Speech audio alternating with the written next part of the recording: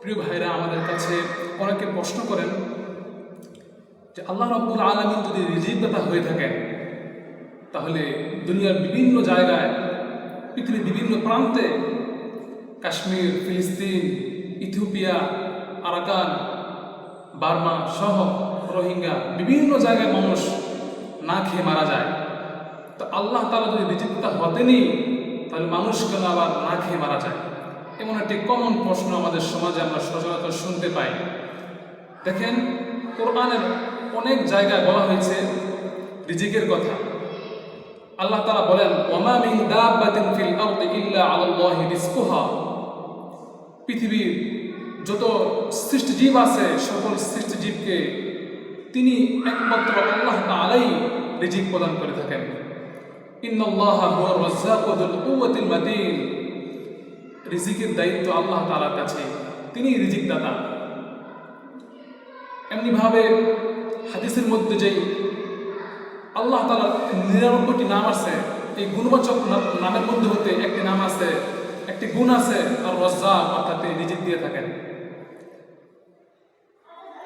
কোরআনে যেমনিভাবে আপনার এসেছে যে আল্লাহ তাআলা মানুষকে রক্ষা করবেন সৃষ্টি করার পরে, এমনটাও আসছে যে দুনিয়ার মধ্যে তিনি বিভিন্নভাবে এক একজনকে এক এক রকম পরীক্ষা করবেন। এই যে এক একজনকে এক এক রকম পরীক্ষা করবেন এক একভাবে, হতে পারে কাউকে অসুস্থতা দিয়ে, হতে পারে কাউকে সন্তান দিয়ে, অথবা ধন সম্পদ দিয়ে, অথবা খাবার বা অনাহারি রেখে। যেমনিভাবে কোরআনে এসেছে সূরা আল বাকারাতে, ওয়ালানাবলুওয়ান্নাকুম বিশাইইন মিনাল খাউফি ওয়াল জু'ই ওয়া নাকসিম মিনাল আমওয়ালি ওয়াল আনফুসি ওয়াস সামারাত। মানুষকে তিনি পরীক্ষা করবেন ধন সম্পদ, সন্তান সন্ততি, ফল ফলাদি, বিভিন্ন রকম দুর্ভিক্ষ, দুর্যোগ, বন্যা ইত্যাদির মাধ্যমে। এমনিভাবে সূরা মুলকের ২য় আয়াতে তিনি বলেছেন, আল্লাযী খালাকাল মাউতা ওয়াল হায়াতা লিয়াবলুয়াকুম আইয়ুকুম আহসানু আমালা। মানুষকে সৃষ্টি করেছেন, হায়াত মওত সৃষ্টি করেছেন। কেন? কার আমল সবচেয়ে সুন্দর, এই পরীক্ষা করার জন্য। তাহলে দুনিয়ার এই জমিনের মধ্যে আল্লাহ তাআলা ইচ্ছা করলেই পরীক্ষার এই ময়দানের মধ্যে তিনি যে কোনো রকম প্রশ্নের উত্তর দিতে পারেন। এটা তার একান্ত ব্যক্তিগত ব্যাপার, এখানে কোনো বান্দা ইন্টারফেয়ার করতে পারে না।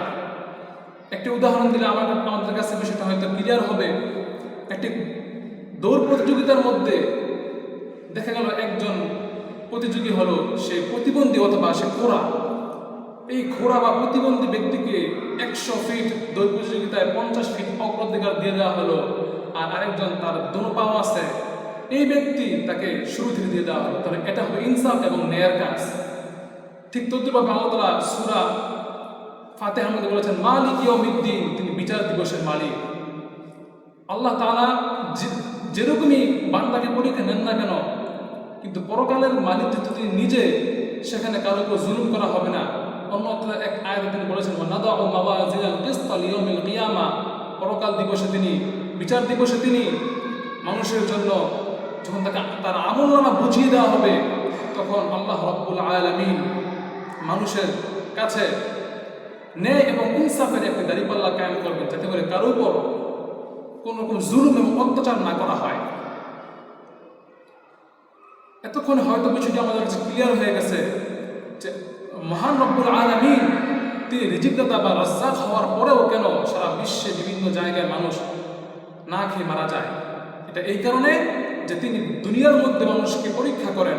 এই পরীক্ষার মাধ্যমে যে নাকি এখানে উত্তীর্ণ হবে, তাকে তিনি পরকালে যাজা বা উত্তম প্রতিদান দিবেন। এটা একান্ত আল্লাহ রাব্বুল আলামিন তার নিজের একটি ইচ্ছাধিকার। এখানে কোনো বান্দা ইচ্ছা করলেও কোনো ইন্টারফেয়ার বা নাক গলাতে পারবে না। আশা করি সকলের কাছে বিষয়টি ক্লিয়ার হয়ে গেছে। আল্লাহ রাব্বুল আলামিন সকলকে বোঝার তৌফিক দান করুন। আসসালামু আলাইকুম।